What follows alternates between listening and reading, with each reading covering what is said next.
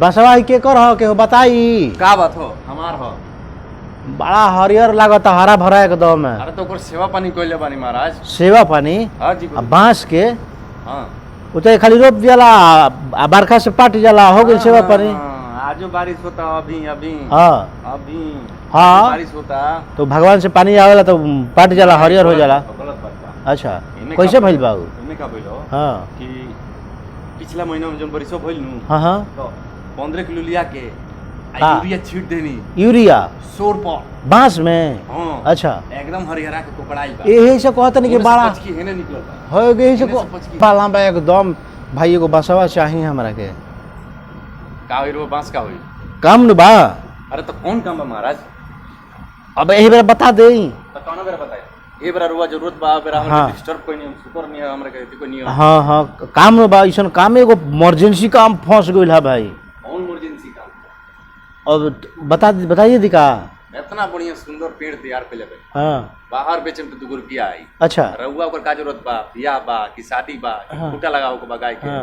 कि पलानी छावे के बा कि मड़ई डाले के बा। ए भैया ना पलानी छे के बा हनो आ ना हनुमान जी के झंडा के चाही हनुमान जी के जोटो के चाहिए ना तो बियाह बा के ना ना बियाहो तो जजमनिका लोग होला हमारे घरे बियाह नहीं बाकी के ना काहे के बात। ना बांस काम बा इमरजेंसी काम बा अच्छा ना बियाह शादी बा ना पलानी के काम बा ना खूंटा के काम बा हनो बता दी का तो बोले तो बेनु कुछ कहिए अभी ना बतौले ना मिल जाई हाँ। और लंबा बसाओ चाही सबसे लंबा सब बेच दिन सिवान के व्यापारी आई लेके चल दी हमारा के ना मिली। पहले बताइम तो अच्छा बताओ तनी। एक तो रुआ बोल उठा देनी हमरा के सुतला में हाँ और उल्टा में बांस चाहिए का रीजन का बारा का करी भैया बार बार सुतो तनी तो जीभिया जौन बानू दतवे पर जा रहल बा हनु का है कल के चिकन खा ले बानी। चिकन। हाँ और जसवंत बने नो गाजीपुर वाला। हां गाजीपुर वाले यूपी के हाँ हाँ नीरव का गांव वाला। हाँ हाँ हाँ हाँ वो है वो एगो संगहतिया रहल हा हां रहल उनकर खसी गायब कर दिल सनु आ बगीचे में कटाइल हा अनु मुश्किल वाला बात हो आ तना बढ़िया मीट बनल है भैया नु पूरा गांव का आदमी छिपा लेके हे तरी हाथ पर ये का गमकत है भाई।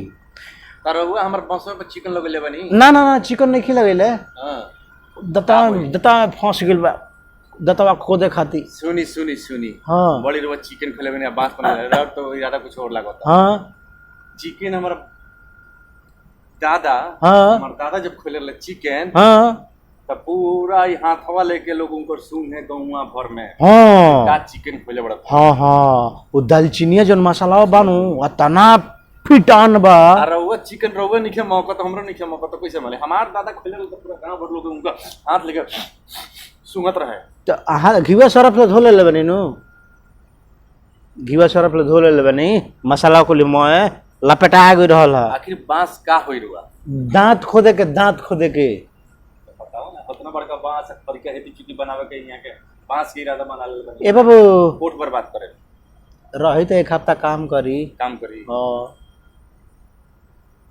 काम करी हाँ माने माने ना ना चाही तो चाही ई जगह कबार ले जाई जरिए ले ना मिली तो माने चोबे करी चाहबे करी एकदम ओकरा बदला हम कुछ दे देब जौन जरूरत पड़ी तो। हाँ कहीं हाँ हाँ हाँ एकदम कहा के और जमीनिया के पेड़ों के तो हौ हमारे हाँ भैया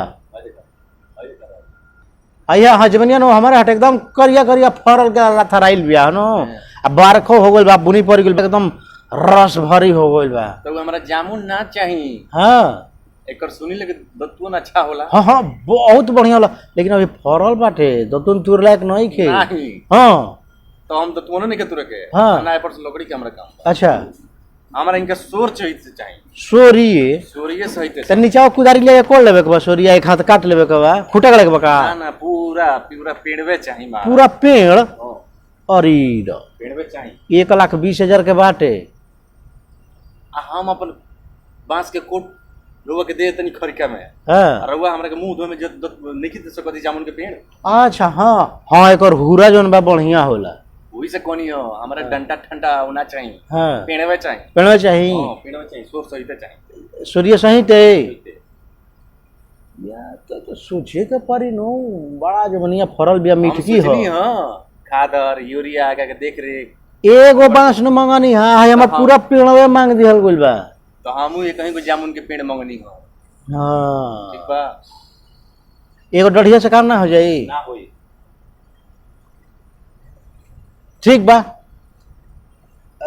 हाथ से उखड़ जाए कि जेसीबी मंगावे के पड़ी वो हमार जिम्मेवारी बा ठीक बा ठीक बा और ये पेड़ है जामुन के पेड़ ये हाँ। हमरा चाही कबाड़ ले जामिन के गाछ ठीक बा पक्का पंडित जी कबाड़ ले जाए हाँ ठीक बा ले जाएगा बा ठीक बा नो हाँ। बांस रुआ ले जाई ठीक बा ले जाए चिकन ना खइने चिकन खइले वन दांत में फंस गेल एकदम दांत में फंस गेल बा जिभिया जन बा बार बार ओहि जे दतवे पर जा रहल बा ठोकर मारता वो हमर मालूम बा नो। कि हमरा कोर्ट पर नजर रहला तो हमरो नजर बा वो अब मसुड़वा फर गइल बा ठीक बा जाएगा तब नमस्कार दोस्तों नमस्कार भाइयों ये हमारे गुरुजी हाँ जी हमारे के वीडियो कैसन लागल हा देखिए के आनंद उठाई आनंद उठाई एकरा के नया टॉपिक के बा सादा सदी बा बिल्कुल बोरिंग नहीं हाँ नया बानी हमारे चैनल पर तो सब्सक्राइब करिए लाइक करी कमेंट करिए जो पुराना भैया बा वो खाली लाइक करिए कमेंट करी हमारा चैनल बहुत आदमी देखा था लेकिन सब्सक्राइब नहीं करो कर भैया ये कॉल अलवा सब्सक्राइब वो ना करी बिल्कुल ये पुराना हमारा सब्सक्राइबर था